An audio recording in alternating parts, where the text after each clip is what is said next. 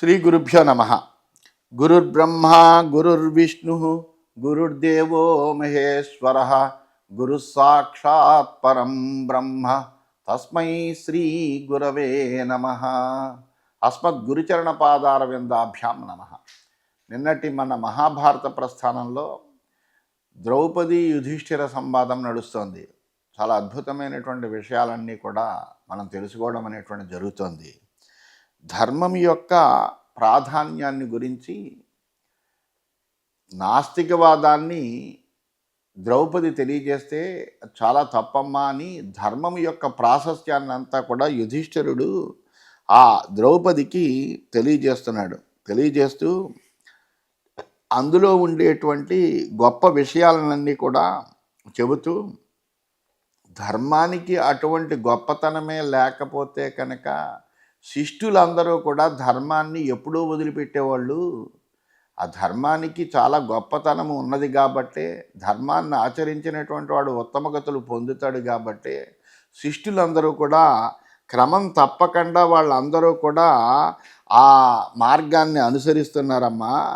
అందువలన లేకపోతే కనుక వాళ్ళు ఏనాడో దీన్ని అంతటిని కూడా వదిలిపెట్టేవారు. సన్ ఆయం అఫలో ధర్మ నా ధర్మో అఫలవానసి దృశ్యంతే హి విద్యానాం ఫలాని తపసాం తథా త్వం ఆత్మనో విజానీహి జన్మకృష్ణే యథాశ్రుతం వేత్థ చాపి యథాజాత దృష్టద్యుమ్న ప్రతాపవాన్. అటువంటి ఏ ధర్మమైతే పూర్వము ఋషులందరి చేత ఆచరింపబడినటువంటిది, ఆదరింపబడుతున్నటువంటి ధర్మం ఏదైతే ఉందో అది ఎప్పుడూ కూడా నిష్ఫలం కాదమ్మా. అధర్మం కూడా నిష్ఫలమైనటువంటిది కాదు. అధర్మం వలన పొందేటువంటి ఫలం తప్పనిసరిగా అధర్మాచరణ చేసినటువంటి వాడు పొంది తీరతాడు. ధర్మం యొక్క ఫలం ధర్మాచరణ చేసినటువంటి వాడు పొంది తీరతాడు. విద్యలకు తపస్సులకు కూడా ఫలాలు కనపడుతూనే ఉన్నాయి. కృష్ణ, నువ్వు ప్రసిద్ధమైన, అసలు నీ జన్మే దానికి ఉదాహరణ. అందువలన నీవు ప్రసిద్ధమైనటువంటి నీ జన్మ వృత్తాంతాన్నే ఒక్కసారి గుర్తు తెచ్చుకో. నీ సోదరుడు ప్రతాపవంతుడైనటువంటి దృష్టజ్యుమ్నుడు ఎలా జన్మించాడో కూడా నీకు తెలుసు. ఒక గొప్పదైనటువంటి యజ్ఞాన్ని చేసి ద్రుపద మహారాజు ద్రోణుడిని సంహరించగలిగినటువంటి పుత్రుణ్ణి నాకు ప్రసాదించమని యజ్ఞం చేస్తే పుట్టినటువంటి వాడు కదా దృష్టజ్యుమ్నుడు. అంటే ఈ యజ్ఞములకి, తపస్సులకి, ఆచరణలకు తగినటువంటి ఫలం ఉంది అనేటువంటిది నీకే ప్రత్యక్షంగా కనిపిస్తోంది కదా. ఏతావదేవ పర్యాప్తం ఉపమానం శుచిస్మితే కర్మణాం ఫలమాప్నోతి ధీరో అల్పేనాపి తుష్యతి. అందువలన ఓ కళ్యాణి, ఈ చెప్పినటువంటి దృష్టాంతం ఒక్కటి చాలు నీకు. ధీరుడైనటువంటి వాడు కర్మఫలాన్ని తప్పనిసరిగా పొందుతాడు. ఆ ఫలము స్వల్పమైనప్పటికీ కూడా సంతోషిస్తాడు. బహునాపి హ్యవిద్వాంస నైవ దుష్యంత్యబుద్ధయ తేషాం నధర్మజం కించిత్ ప్రేత్య శర్మాస్తి వా పునః. బుద్ధిహీనులు ఎక్కువ ఫలాన్ని పొందినప్పటికీ కూడా వాళ్ళు సంతృప్తిని పొందరు. అటువంటి వాళ్ళకి పరలోకంలో ధర్మం వల్ల కలిగేటువంటి సుఖం కొంచెం కూడా ఉండదు. కర్మణాం శృతపుణ్యానాం పాపానాం చ ఫలోదయ ప్రభావశ్చాచ్చేయశ్చైవ దేవగుహ్యాన్ని భావిని. అందువలన ఓ ద్రౌపది, వేదోక్త పుణ్యఫలాలను ఇచ్చేటువంటి సత్కర్మల యొక్క ఫలాలు కానీ, అనిష్ట ఫలాన్ని ఇచ్చేటువంటి పాపకర్మల యొక్క ఫలాలు కానీ, ఆరంభం అవడము, పుట్టడము, నశించడము అనేటువంటి విషయాలు కానీ, ఇవన్నీ కూడా దేవరహస్యాలమ్మా. ఎంతో బుద్ధి పెట్టి మనము దాని మీద సాధన చేస్తే కానీ తెలియనటువంటివి.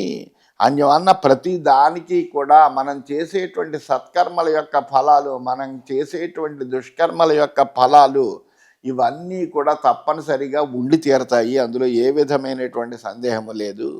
నైతాని వేద యక్కశ్చిత్ ముహ్యంతే అత్ర ప్రజా ఇమాహ అపి కల్పశాస్త్రేణ నశ్రేయో అధిగచ్చతి. ఈ దేవరహస్యాలను సాధారణమైనటువంటి మానవులు తెలుసుకోలేక అజ్ఞానంలో పడి కొట్టుమిట్టుకుంటూ ఉంటారు. వాళ్ళు మోహితులవుతూ ఉంటారు. అటువంటి వాళ్ళు కల్ప సహస్రం గడిచినప్పటికీ కూడా వాళ్ళు శ్రేయస్సును పొందలేరు. వాళ్ళు శాశ్వతమైనటువంటి సుఖాన్ని ఎప్పటికీ పొందలేరు. రక్షాన్యేతాని దేవానాం గూఢమాయా హి దేవతాః కృతాసాశ్చ వ్రతాసాశ్చ తపసా దగ్ధకిల్బిషాః ప్రసాదైర్మానసైర్యుక్తాః పశ్యంతి ఏతాని వై ద్విజాః. ఇవి దేవతలకు రక్షింపదగినటువంటివి. దేవతల యొక్క మాయ మనం తెలుసుకోలేము, అది మన వలన అయ్యేటువంటిది కాదు. ఆశను విడిచినటువంటి వాళ్ళు, నియమబద్ధమైనటువంటి ఆహారం తీసుకునేటువంటి వాళ్ళు, తపస్సు చేత పాపాలను దహించినటువంటి వాళ్ళు, ప్రసన్నమైనటువంటి మనస్సులు కలిగినటువంటి ద్విజులు ఈ రహస్యాలను చూడగలుగుతారు. నా ఫలాదర్శనాత్ ధర్మ శంకితవ్యో న దేవతాః యష్టవ్యం చ ప్రయత్నేన దాతవ్యం చ అనసూయత. ధర్మఫలం తొందరగా కనపడకపోతే ధర్మాన్ని విడిచిపెట్టకూడదు. అందువలన అంటే నాకేం ధర్మఫలం రాలేదు కదా, అందువలన నేను ధర్మాన్ని విడిచిపెడతాను అని అనకూడదు. అలాగే దేవతల్ని శంకించకూడదు. దేవతలే లేరు, దేవుళ్ళే లేరు అనేటువంటి నాస్తికవాదం కూడా పనికిరాదు. దోష దృష్టి లేకుండా ప్రయత్నించి యజ్ఞదానాలన్నింటినీ కూడా చెయ్యాలి. కర్మణాం ఫలమస్తీహ తథైవేత ధర్మశాసనం బ్రహ్మ ప్రోవాచ పుత్రాణం యదృషిర్వేద కశ్యప. కర్మల యొక్క ఫలం తప్పనిసరిగా పొందబడుతుంది ఎవరి చేతనే సరే. ఇది ధర్మశాస్త్ర విధానం. ఇది బ్రహ్మ ఈ విషయాన్ని తన పుత్రులందరికీ కూడా చెప్పాడు. కశ్యపుడు ఈ విషయం తెలుసుకున్నాడు కూడాను. తస్మాత్తే సంశయ కృష్ణే నీహార ఇవ నశ్యతు వ్యవస్య సర్వమస్తీతి నాస్తిక్యం భావము సృజ. అందువలన ఓ ద్రౌపది, నీ సంశయం అనేటువంటిది మంచులాగా కరిగిపోగాక. ధర్మము, ఈశ్వరుడు ఇవన్నీ సత్యమని నిశ్చయించుకొని నువ్వు నీలో కలిగినటువంటి నాస్తిక్య భావాన్ని విడిచిపెట్టు. ఈశ్వరంచాపి భూతానాం ధాతారం మాచ వైక్షిప శిక్షస్వైనం నమస్వైనం మాతే అభూత్ బుద్ధిరీదృశి. ప్రాణులన్నిటికీ కూడా ధారణ పోషణ చేసేటువంటి ఈశ్వరుణ్ణి ఎప్పుడు కూడా ఆక్షేపించకు. శాస్త్ర గురుజన ఉపదేశాల వల్ల ఈశ్వరుణ్ణి తెలుసుకోవడానికి ప్రయత్నం చేయి. శాస్త్ర ప్రమాణాలని అంగీకరించు, అతనికి నమస్కరించు, ఆ ఈశ్వరుడికి నమస్కారం చేసుకో. మళ్ళీ ఇటువంటి బుద్ధి నీకు కలగకుండుగాక. యస్య ప్రసాదాత్ తద్భక్తః మత్యో గచ్చత్యమర్చ్యతాం ఉత్తమాం దేవతాం కృష్ణే మావమంస్థాః కథంచన. ఓ ద్రౌపది, ఈశ్వర భక్తుడు మర్త్యుడైనా ఈశ్వరుడి అనుగ్రహం వల్ల అమరుడవుతాడు. ఉత్తమమైనటువంటి దైవాన్ని ఏ విధంగానూ కూడా అవహేళన చెయ్యకు నువ్వు. అందువలన ఆ దైవము యొక్క ప్రభావం చాలా గొప్పది. అందువలన దాన్ని ఎప్పుడూ కూడా మనం తెలుసుకోలేక మోహంలో ఉండి అజ్ఞానంతో భగవంతుడే ఏమీ చేయట్లేదు, భగవంతుడే అనేటువంటి వాడు లేడు అనేటువంటి నాస్తిక్య భావానికి లోబడడం అనేటువంటిది కేవలము అజ్ఞానము. నాస్తిక్య భావానికి లోబడుతున్నారు అంటే అజ్ఞానం వల్ల లోబడుతున్నారు తప్ప అందులో ఏ విధమైనటువంటి హేతువు ఎంత మాత్రము లేదు అని ధర్మరాజు ద్రౌపదికి చాలా చక్కగా ఆ ధర్మం యొక్క గొప్పతనాన్ని, ఆ ఈశ్వరుడి యొక్క గొప్పతనాన్ని కూడా సహేతుకంగా అనేకములైనటువంటి దృష్టాంతాలతోటి ఆవిడికి తెలియజేశాడు. ఇది శ్రీమన్ మహాభారతే వనపర్వణి అర్జునాభిగమన పర్వణి యుధిష్ఠిర వాక్యే 31 ఈ విధంగా శ్రీమన్ మహాభారతంలో వనపర్వంలో అర్జునాభిగమన పర్వం అనే ఉపపర్వంలో యుధిష్ఠిర వాక్యం అనేటువంటి 31వ అధ్యాయం అయింది. 32వ అధ్యాయంలోకి మనం ప్రవేశించాం. ఈ మాటలు ఆ ధర్మరాజు చెప్పినటువంటి మాటలన్నీ కూడా విని ద్రౌపది ఇంకా మాట్లాడుతోంది.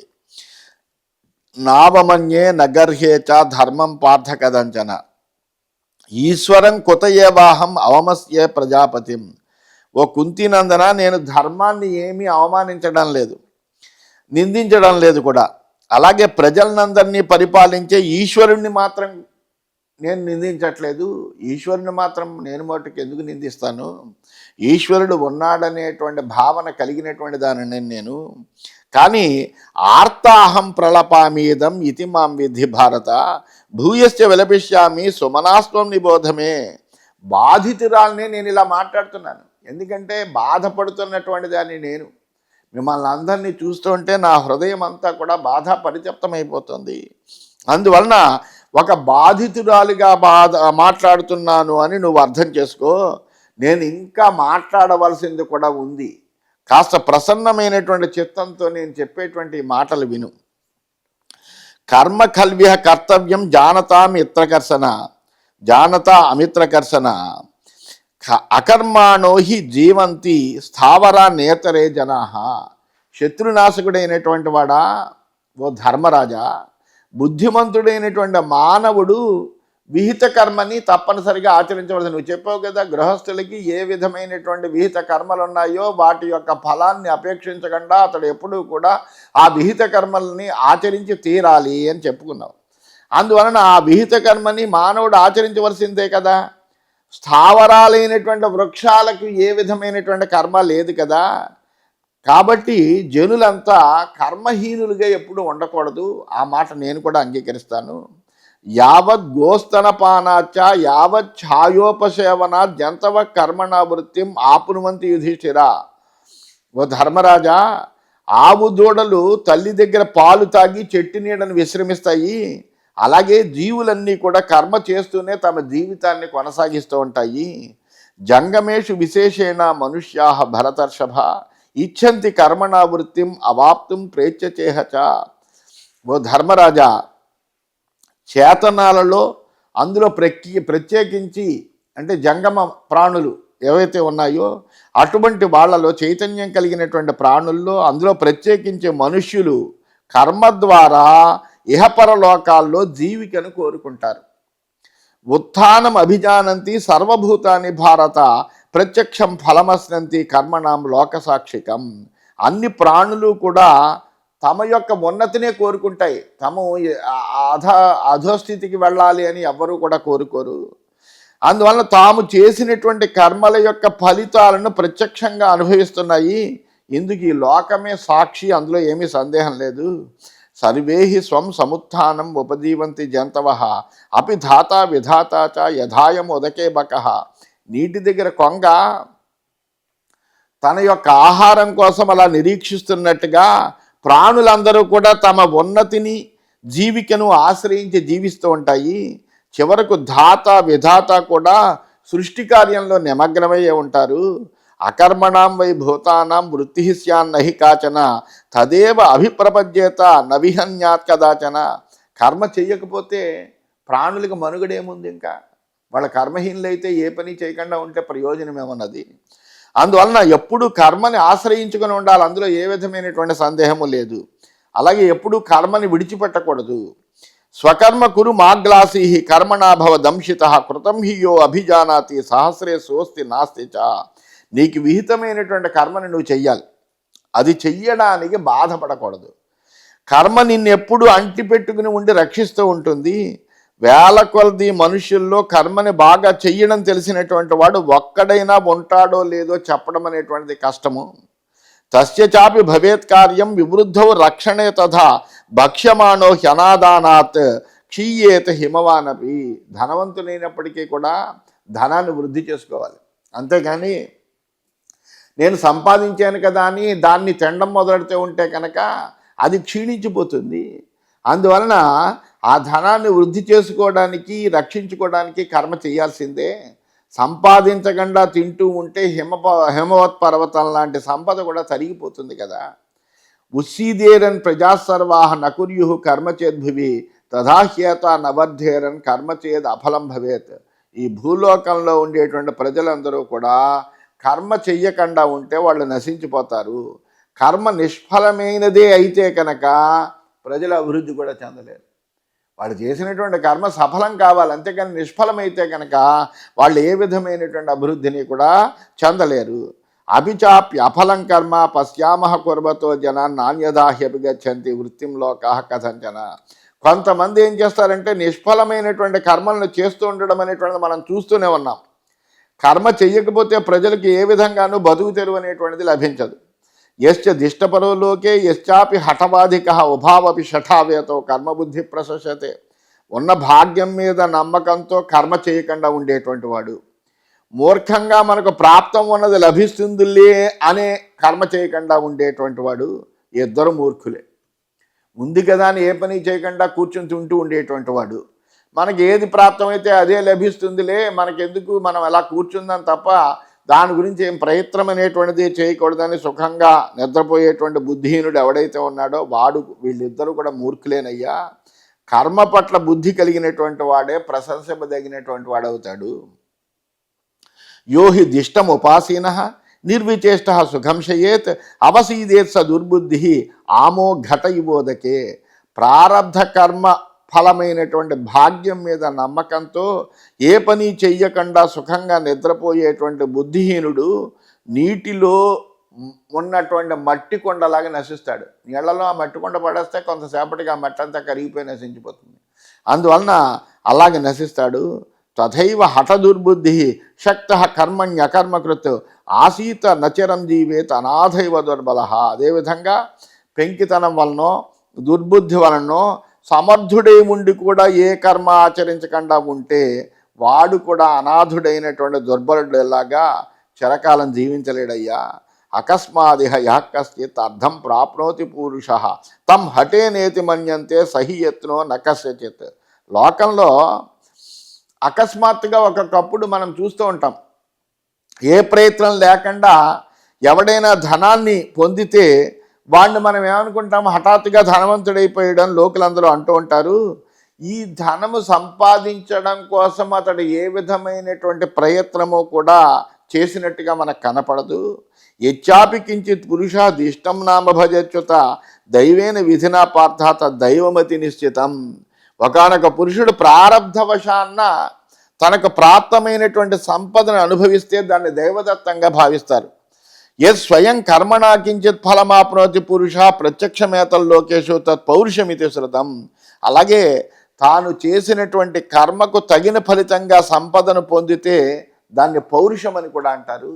ఒకడు దైవదత్తంగానూ సంపదను సంపాదించగలుగుతాడు. వాడికేదో యోగవశం వల్ల ఏమి ప్రయత్నం చేయకుండా ఒకప్పుడు ఏదైనా సంపద అనేటువంటిది ఆ మనిషి పొందగలిగితే దాన్ని దైవదత్తం అంటాం.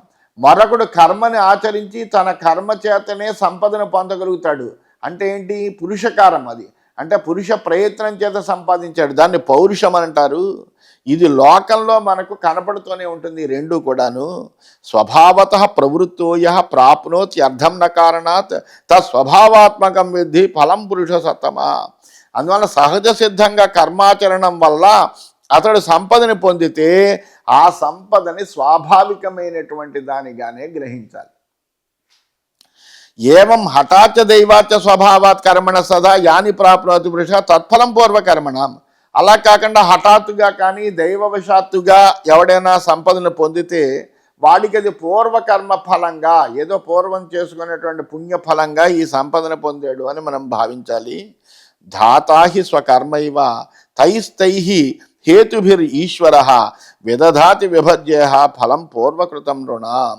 జగదాధారుడైనటువంటి ఆ పరమేశ్వరుడు కూడా మానవులకు వాళ్ళ పూర్వకర్మలను అనుసరించే సంపదలను ఆ విధంగా విభజించి అందరికీ కూడా అందిస్తాడు. అది హఠాత్తుగా జరగచ్చు, దైవవసాన జరగచ్చు, లేకపోతే ఇతని యొక్క కర్మాచరణ వల్ల అవ్వచ్చు, అంటే స్వభావం వల్ల కావచ్చు. ఈ విధంగా మూడు రకాలుగా కూడా సంపదలను ఇస్తాడయ్యా. యద్ధ్యయం పురుషా కించిత్ కురితే వై శుభాశుభం తద్ధాతృవిహితం విద్ధి పూర్వకర్మ ఫలోదయం. మానవుడు చేసేటువంటి ఈ శుభాశుభ కర్మలను ఈశ్వర విహితమైనటువంటి పూర్వకర్మల యొక్క ఫలోదయంగా భావించాలి. అంటే మునుపు జన్మల్లో వాడు చేసుకునేటువంటి పూర్వపుణ్యాల యొక్క ఫలితంగా మనం భావన చెయ్యాలి. కారణం తస్య దేహోయం ధాతు కర్మణి వర్తతే స యథా ప్రేరయత్యానం తథాయం కురితే అవశః. మానవుడి యొక్క శరీరము ఈశ్వర ప్రేరితమైనటువంటి కర్మలో ప్రవర్తించేటువంటి సాధనమే.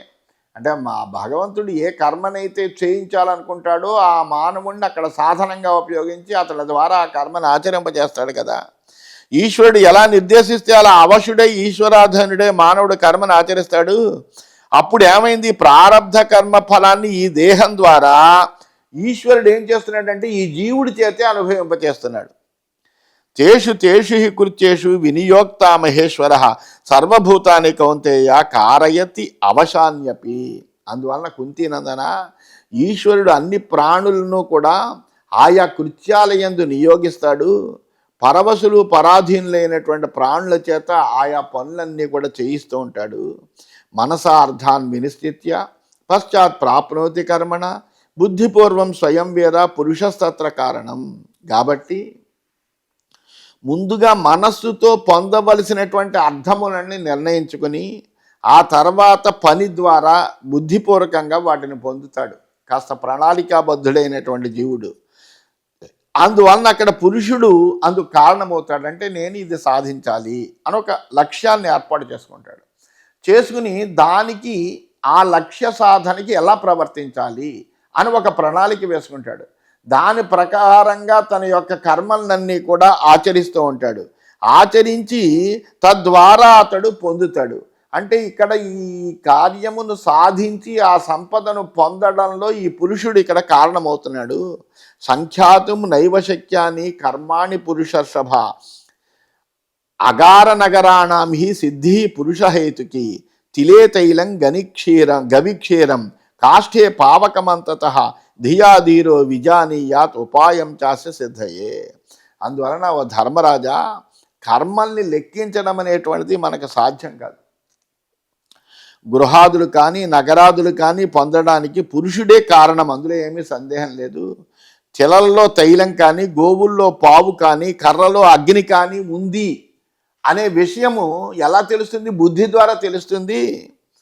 ఈ తెలల్లో తైలం ఉన్నది, అట్లాగే ఈ గోవుల్లో పావు ఉన్నాయి, ఈ కర్రలో అగ్ని ఉంది అనేటువంటిది బుద్ధి ద్వారా ముందు నిశ్చయించుకుని ఉంటే కనుక ఆ బుద్ధిమంతుడైనటువంటి వాడు ఏం చేస్తాడంటే వాటి ద్వారా అవి పొందుతాడు. అప్పుడు ఓహో తెలల్లో తైలం ఉంది కాబట్టి ఈ తెలల్ని పిండితే కనుక ఇందులోంచి తైలం వస్తుంది అని ఒక బుద్ధి వాళ్ళని తెలుసుకున్నటువంటి వాడు, అటువంటి బుద్ధి కలిగినటువంటి వాడు కావడం వల్ల ఆ తైలాన్ని పొందడానికి ప్రయత్నం చేస్తాడు. అందువలన దానికోసం ఉపాయాన్ని తెలుసుకుంటాడు. తత ప్రవర్తతే పశ్చాత్ కారణైస్తస్య సిద్ధయే తాం సిద్ధిం ఉపజీవంతి కర్మజామిహ జంతవః. ఆ తర్వాత ఏం చేస్తాడంటే ఆ కార్యసిద్ధికి తగినటువంటి ఉపాయాలతో అతడు ప్రవర్తిస్తాడు. అలా సిద్ధించిన దాన్నే కర్మజము, పురుష ప్రయత్నం వల్ల సిద్ధించిందని అంటారు.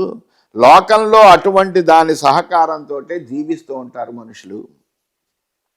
కుశలేన కృతం కర్మ కర్త సాధు స్వనిష్ఠితం ఇదంతు అకుశలేనేతి విశేషాదుపలభ్యతే.